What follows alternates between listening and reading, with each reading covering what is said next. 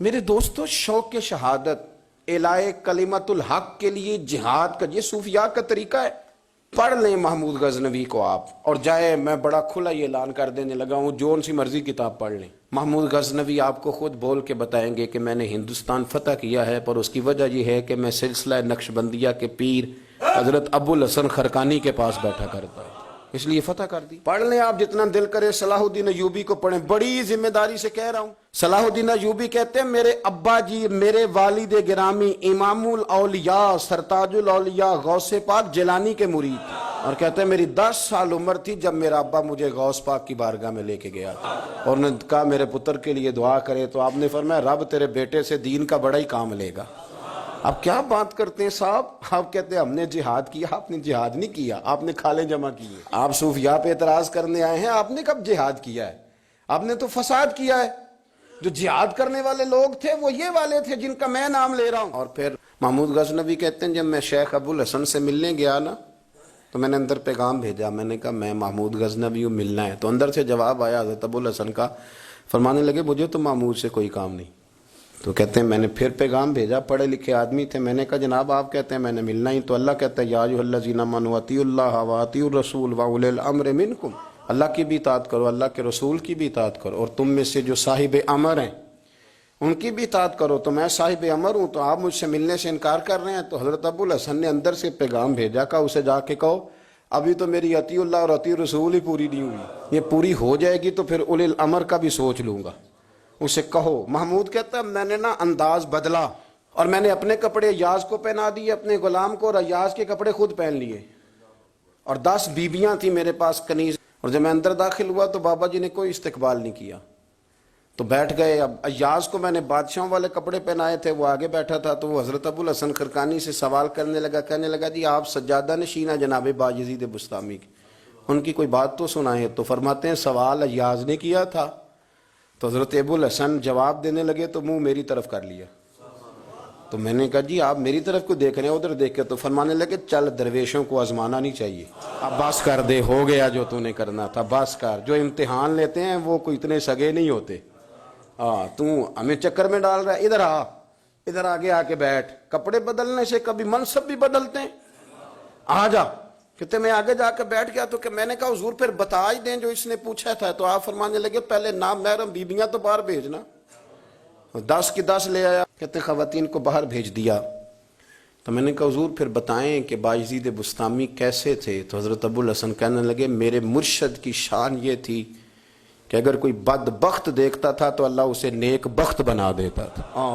وہ درویش تھے نا خواجہ صاحب، تو وہ کبھی کبھی کہہ دیتے تھے، وہ کہتے تھے کہ میرا پیر مراداں وانڈ دا، ہیں جی میرے ہاتھ وچ ٹوٹا کھانڈ دا، تے میرا شیخ مراداں، جو دیکھتا تھا نا تو وہ خوش ہو جاتا تھا، نیک بخت ہو جاتا تھا۔ حضرت سیدنا ابو الحسن نے جب یہ کہا نا، تو محمود غزنوی کہنے لگے بابا اعتراض کر لوں؟ فرمایا تو بادشاہ بندہ ہے، مالدار ہے، تو نے کرنا ہی ہے۔ جب بندے کے پاس دولت ہو، علم ہو، پیسے ہو، تو اعتراض ہی اعتراض رہ جاتے ہیں، پیچھے تو بچتی کوئی شے نہیں، تو کر، تو نے کرنا ہی ہے، پتہ ہے مجھے کار۔ کہنے لگا حضرت جی بایزید بسطامی کو بدبخت دیکھے تو نیک بخت ہو جائے، تو ابو جہل اور ابو لہب نے تو کئی دفعہ نبی پاک کو دیکھا، وہ تو نہیں نیک بخت ہوئے۔ تو حضرت ابو الحسن تڑپ اٹھے، فرمانے لگے سن پھر، تو نے تو میرے تار ہی چھیڑ دیے، مجھے اللہ کی قسم انہوں نے ایک دفعہ بھی محمد رسول اللہ کو نہیں دیکھا۔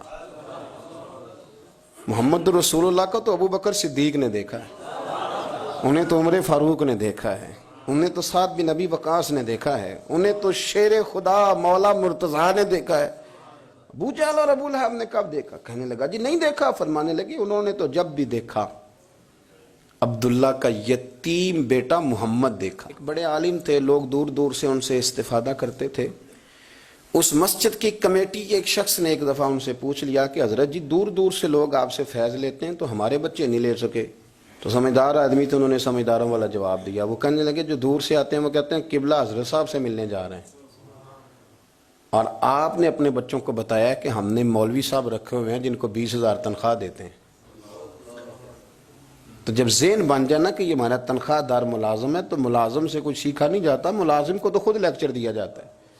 ذہن نہیں بنتا فیض لینے کا، یہاں چیزیں اڑ جاتی ہیں، اس لیے کچھ ہے ملتی، سمجھ لیں اس بات کو۔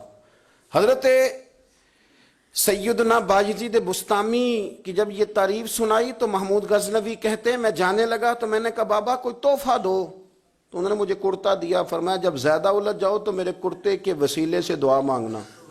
کرتے کا بھی وسیلہ ہوتا ہے؟ ہوتا ہے جی، ہوتا ہے جی، صحیح بخاری میں ہے۔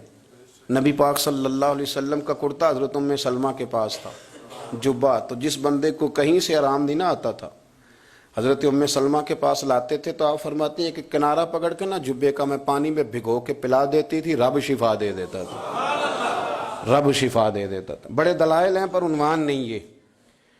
کہتے ہیں جب سومناتھ کے مندر فتح کر رہا تھا تو کامیابی نہیں ہوتی تھی، میں نے دعا مانگی اللہ جبے کی برکت سے فتح دے دے۔ کہتے ہیں دعا مانگی تو رب نے فتح دے دی۔ رات کو حضرت ابو الحسن خرقانی خواب میں ملے تو فرمایا کیا ریٹ لگایا بھائی تو نے میرے جبے کا؟ پنجابی نہ بول لیں تھوڑی سی، کہنے لگے کی مول پایا ہی بھائی، یہ لفظ زیادہ مناسب نہیں، تو کی مول پایا بھائی ساڑھے جبے دا، کیا تو نے قیمت لگائی؟ تو آپ فرماتے ہیں حضور کیا مطلب؟ آپ فرمانے لگے اس کو تو پہن کے میں نے بڑا قرآن پڑھا تھا، میں نے تو کروڑوں بار اس جبے کو پہن کے مصطفیٰ پہ درود پڑھا تھا، سینکڑوں لوگوں کو حدیث پڑھائی تھی، تو اس کی برکت ہی نہیں سمجھا؟